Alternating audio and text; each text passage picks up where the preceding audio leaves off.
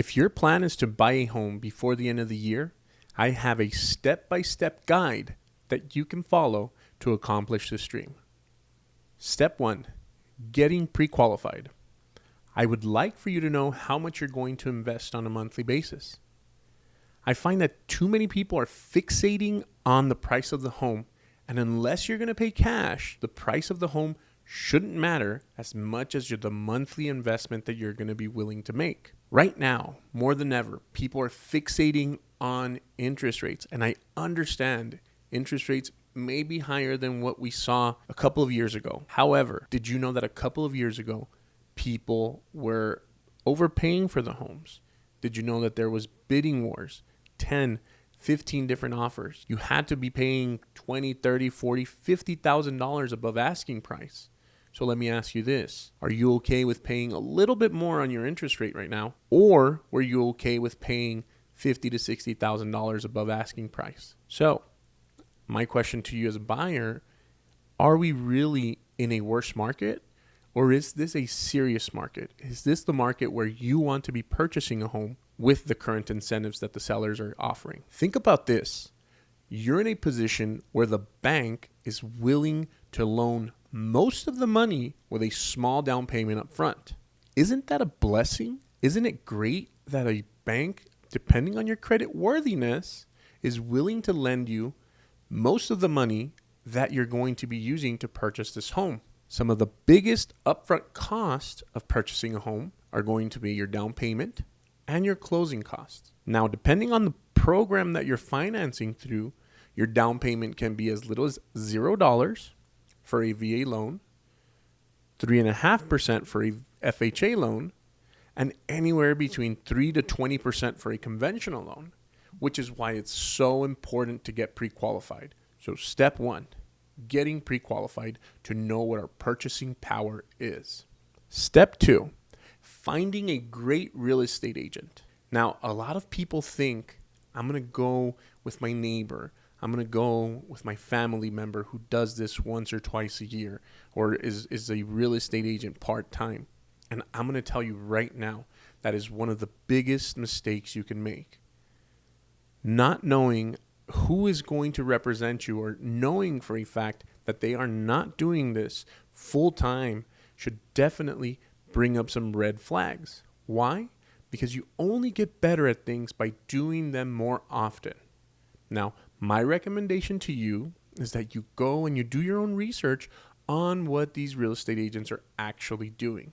If a real estate agent is performing well, if a real estate agent is, closing a lot of transactions, they're part of the NAREG top 250, things like that, that's definitely a real estate agent that you want to associate yourself with versus someone who does this once or twice a year, like I said.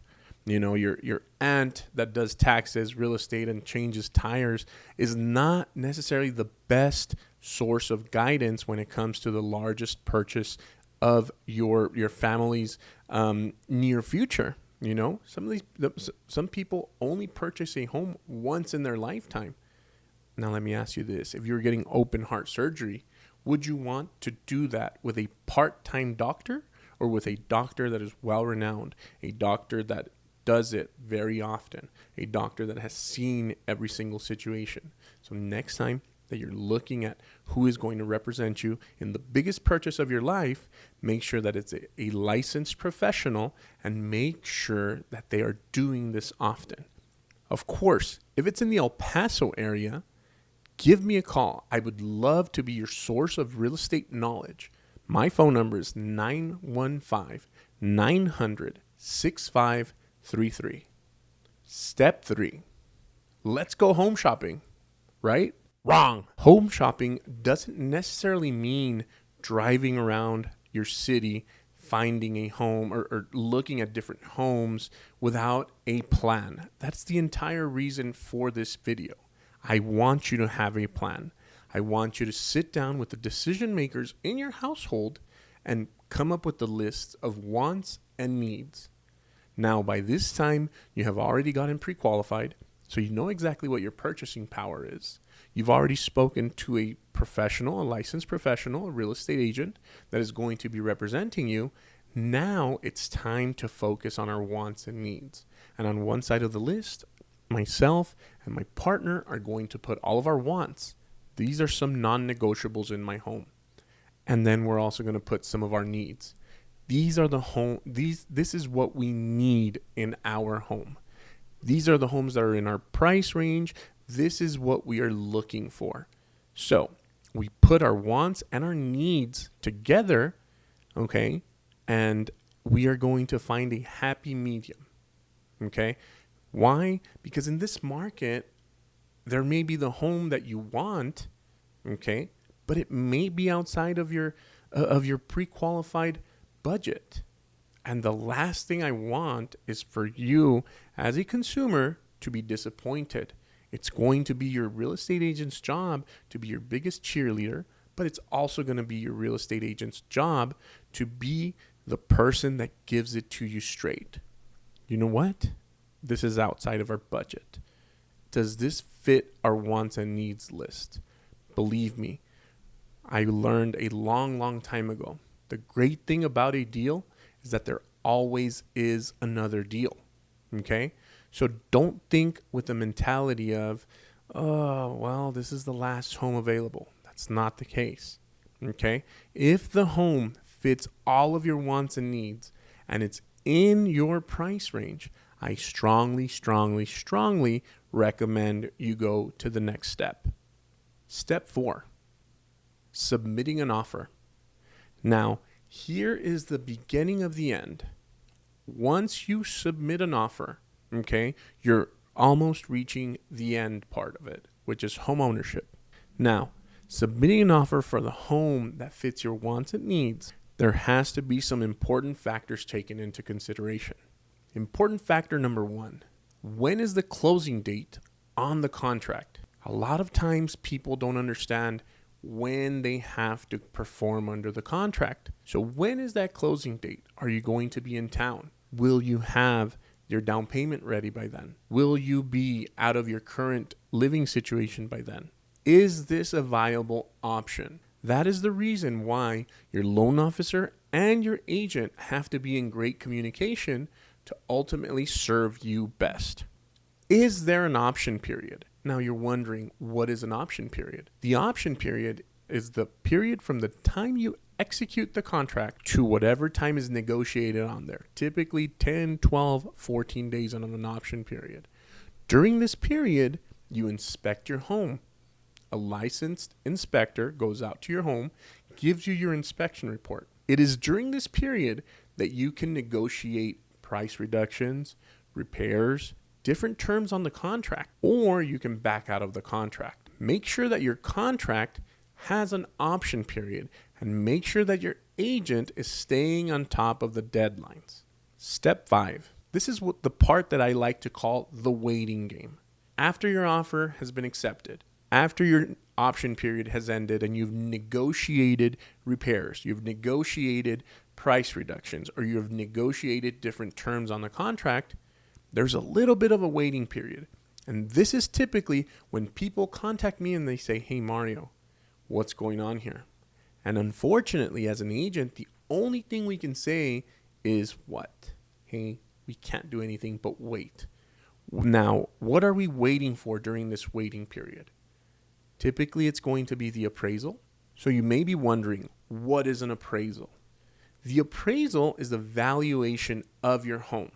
The bank, whoever you're financing your home with, is going to send an appraiser out to the home to ensure that the home is worth what you're trying to borrow on it. So the bank is never going to borrow or let you borrow on an asset that they do not believe is worth the amount. Why? Because in the event that you foreclose, in the event that you no longer pay the home, what tends to happen is the bank has to take the home back. And if it was an asset that didn't appraise, then the bank is losing money. So of course, the bank is going to send an appraiser, make sure that the home is worth at least what you're purchasing it for in the event that they ever have to take back the asset. Now, what happens after the appraisal is in and the home is valued at what you're purchasing it for? Depending on other guidelines, depending on situations happening with your lender, you must meet all conditions from an underwriter. Once all conditions have been met, your appraisal's in, your loan officer is going to ask for what is called a closing disclosure. Typically, the closing disclosure happens 3 days before closing. So 3 days before closing, you're going to receive what's called a closing disclosure. On this closing disclosure, you're going to have very important information. Number one is going to be your cash to close. How much money do you bring to the closing table? That's very, very important. Number two, you're going to have your payment amount. Now, by this time, you should have already spoken to your loan officer, which told you this is how much you're going to be paying. This is what your interest rate's going to be. So all of these things is what you're looking for in your closing disclosure, which typically goes out 3 days before closing. Step 6, the week of closing. We've been playing the waiting game, okay, for the past 2 or 3 weeks. Our appraisal is finally in. We've met all the conditions that the lender has provided. What is next? What I typically advise my clients, the week of closing, it's going to go very, very fast. And a lot of people are excited about what's about to happen. The real estate agent is excited that they're going to get paid. The borrower is excited that they're going to be in their new home. So somebody has to pump the brakes and bring everybody back to reality. What do we have to do prior to closing? Number one, we have to analyze our closing disclosure, which I talked to you about a little bit earlier. Number two is a pre-closing walkthrough. Prior to going to sign, I recommend you do one final walkthrough of your home to ensure that everything that was negotiated during that option period is taken care of. Did you negotiate additional repairs? Did you keep a washer and dryer? Maybe a fridge? Maybe something that was negotiated throughout the contract. This is the perfect time. Typically a day or two before closing is the perfect time to go to your future new home and make sure that the items have been taken care of. I cannot stress this enough. Go to your home before you close. The last step on the week of closing is going to your closing. Congratulations, you've made it here. You've made it to the closing table. Your closing disclosure had the amount for your cash to close. Am I correct? It should have. Did you study that? Did your agent explain to you? If they didn't, you can go back to that closing disclosure and see exactly how much money you need to bring to the table. This money is usually brought in the form of a cashier's check directly from your bank account. Once you bring the cashier's check to the closing table, you're going to sign a stack of papers maybe this big, which make you a new homeowner. Now, a couple of things that I forgot to mention throughout this process that are very, very, very important and your lender will check up on even after closing is do not change your jobs during this period. It is crucial that you maintain your job history. Changing your job can impact you negatively when it comes to time at employment. So make sure that if you're going to make any of those changes, you consult with your loan officer. Another thing that a lot of people get eager to do the week of closing, and I strongly advise against purchasing anything on credit. Do not let anybody borrow your credit card. Do not sign for anyone's car. Do not sign for anyone's credit anywhere. Do not use your credit during this period. I cannot stress how important it is. Doesn't matter how small the amount is. Do not use your credit during this period. Now that you've closed on the home and you've shown up to the closing table with a cashier's check directly from your bank, I want to congratulate you. You are now a homeowner. Now we get ready for the housewarming party. And that's the part where you invite us and all the MAREG agents to come over, have a great time. Thank you very much for listening, and I'll see you on the next video.